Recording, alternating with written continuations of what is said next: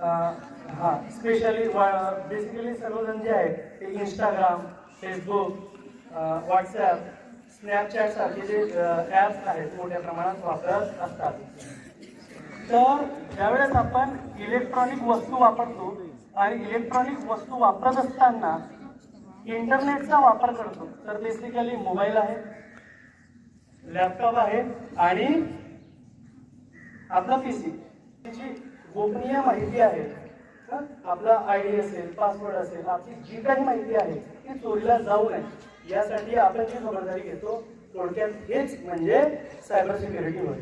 तर आपल्याला आज सायबर सिक्युरिटी म्हणजे काय, सायबर दुसरा घटक सायबर हल्ले म्हणजे काय, तिसरा जो घटक आहे तो आहे सायबर गुन्हेगारी कशा प्रकारे होत असते त्याबद्दल मी माहिती देणार आहे. आणि शेवटी हे आपल्यासोबत घडू नये यासाठी आपण काय केलं पाहिजे ते सांगणार आहे. आणि समजा इतकी सगळी माहिती आपल्याकडे असताना सुद्धा आपल्याकडून चूक झाली, अनावधानाने आपला ID, password, OTP, bank detail, आपली जी माहिती आहे गोपनीय माहिती ती समजा गेली, तर मग आपल्याला काय करता येईल त्याबद्दल ती माहिती मी तुम्हाला देणार आहे.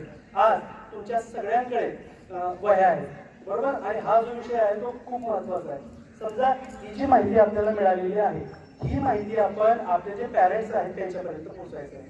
मग जे काही महत्त्वाचं आहे ते तुम्ही नोट डाऊन करून घ्यायचं आहे. आताच तुम्हाला सांगितलं की सायबर सिक्युरिटी म्हणजे काय. आपण ज्यावेळेस इन्फॉर्मेशन फाइंड आउट करत असतो, सर्च करत असतो, त्यावेळेस त्या ठिकाणी आपण कशा प्रकारे खबरदारी घेतली